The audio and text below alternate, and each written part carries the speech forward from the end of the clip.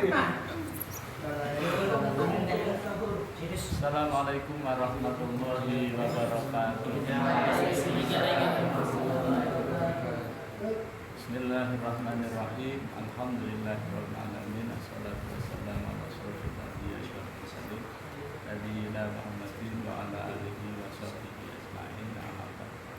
Qala Allahu ta'ala fil Qur'anil karim, a'udzu billahi minasyaitonir rajim. Ya ayyuhalladzina amanu taqullaha haqqa tuqatih wa la tamutunna illa wa antum muslimun. Wahai orang-orang yang beriman, tingkatkanlah kualitas iman dan takwa kalian kepada Allah, dan janganlah kalian sekali-kali mati kecuali dalam keadaan berserah diri kepada Allah SWT atau dalam keadaan beragama Islam. Para ustaz dan ustazah, ustazah tidak ada ya? Para ustaz, ya, para penambang agama Allah, anak-anak Abi, santri pondok Hafiz Dinatul Quran dan sholat yang disayangi. Hari kita kepada Allah SWT, alhamdulillah wasyukurillah atas limpahan rahmat dan nikmatnya kepada kita, terutama nikmat hidayah berupa iman dan Islam yang merupakan nikmat besar yang diberikan kepada kita para hadirin. Salawat dan salam semoga senantiasa tercurah kepada junjungan kita Nabi besar Muhammad SAW, kepada keluarganya, para sahabatnya, para pengikutnya Indonesia, baik yang dulu, sekarang, yang akan datang. Dan kita semua yang hadir dengan spesial ini catat untuk Allah SWT sebagai hamba-hamba Allah yang taat, yang masalah, salam-salam pada rumah syafaat yang adil dan berbeda Nabi SAW atas izin Allah SWT telah pada kegiatan ya. Para ustaz yang dirahmati Allah, alhamdulillah kita kembali bertemu dalam suasana kebaikan, sehat dan hadir. Ini merupakan nikmat Allah yang wajib kita syukuri agar Allah SWT senantiasa menambahkan nikmatnya kepada kita. Jangan sampai kita termasuk orang-orang yang bernikmat, ketahuilah sesungguhnya akhir Allah. Dalam sebuah ayat Allah SWT menyatakan la in syakartum la azidannakum wa la in kafartum inna adzabi lasyadid. Apabila kita mensyukuri atas nikmat Allah, Allah akan mengazab. Sebaliknya kalau kita mensyukuri nikmat Allah, Allah akan mengazab kita. Mensyukuri nikmat Allah berarti menggunakan nikmat Allah untuk ketaatan kepada. Mengkufuri nikmat Allah berarti menggunakan nikmat Allah untuk melanggar larangan-larangan Allah. Misalnya kita dilarang untuk menyekutukan Allah. Dilarang kan? Dilarang ya? Dilarang. Kita dilarang mencuri, betul?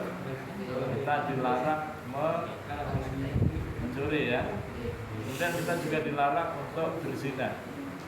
Kita dilarang untuk membunuh anak-anak. Kita dilarang maksiat, ya, menggunakan fasilitas yang Allah berikan kepada kita di antara dua tangan. Nah, kemudian juga bermaksiat menggunakan fasilitas yang Allah berikan yang ada pada antara dua kaki, mata. Nah, semua yang dilarang oleh Allah melalui Nabi, apabila kita langgar itu namanya kufur nikmat. Padahal kalau kita mengkufuri nikmat Allah, kata Allah, inna adzabi lasyadid. Sesungguhnya azabku bagi orang yang kufur nikmat Allah akan diberikan azab yang berat. Tapi sebaliknya kalau kita mensyukuri nikmat Allah, apa yang diperintahkan kita laksanakan sesuai dengan kesanggupan kita. Misalnya kita disuruh membaca Quran, betul? Ada kan wahyu pertama Iqra kan? Itu kan suruh membaca. Nabi juga menyuruh kita membaca Quran, Iqra'ul Quran.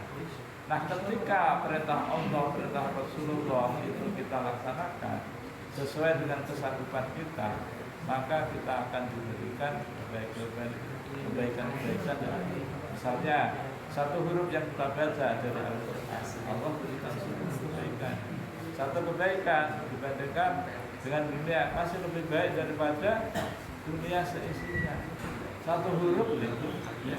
Dan kita lebih bersyukur kembali lagi karena kita masih dikasih kesempatan, dikasih lidah, bisa dipakai untuk membaca firman Allah. Bagaimana jadinya kalau lidah kita diganti oleh Allah seperti lidahnya ayam? Lidahnya kan Tidak ayam, makanya ayam tidak bisa baca Quran kan? Ya kan. Nah oleh karena itu bersyukur nikmat Allah tidak kita gunakan untuk ketaatan kita kepada Allah. Yang terakhir, Allah Subhanahu Wa Taala di dalam Al-Quran menjelaskan kalau sekiranya kalian menghitung nikmat Allah, ini saya nggak bisa. Wa in ta'udu nikmatallahi la tuhsuha. Kalau sekiranya kalian mau menghitung nikmat Allah, enggak bisa. Bukan karena enggak pintar, kan enggak saking banyaknya nikmat Allah. Coba hitung napas dari bangun tidur sampai sekarang. Berapa banyak? Ya kan? Kita napas ini. Padahal orang yang sesak napas dibawa ke rumah sakit itu diperlukan beberapa galon oksigen. 1 galonnya saja berapa? Nah selama ini Allah tidak pernah minta rekening tagihan oksigen kan? Pada kita coba kalau ada orang sakit masuk di rumah sakit kemudian sesak napas itu kalau 1 hari itu 5 galon akan dimintai pembayaran. Tapi Allah tidak pernah minta kepada kita. Nah kemudian orang yang sakit dirawat di rumah sakit 1 minggu berapa biayanya? Tapi selama ini kita sehat ini, ya, sehat ini kita tidak pernah dimintai oleh Allah mana bayarannya nikmat sehat yang aku berikan. Kita cukup diminta oleh Allah untuk mensyukuri menggunakan nikmat itu untuk ketaatan kita kepada Allah. Nah yang paling akhir Abi sampaikan karena ini masih bulan Syawal, maka kalau kalian itu puasa sunat maka niatkan puasa sunat sama, ya kan? Karena sudah dikatakan dalam siapa yang menyempurnakan puasa di bulan Ramadan dan disambung puasa sunat 6 hari di bulan Syawal, maka seakan-akan dia puasa sepanjang masa. Karena tadi itu kita gunakan kesempatan mumpung masih ada, ya kita gunakan untuk berpuasa. Semoga Allah SWT senantiasa merahmati dan melindungi kita semua. Abi mohon maaf pasti banyak kelirunya, banyak salahnya dalam kajian ini. Mari kita tutup membaca hamdalah dan doa kafaratul majlis. Alhamdulillahirabbil alamin. Subhanakallahumma wa bihamdika asyhadu an la ilaha illa anta astaghfiruka wa atubu ilaik.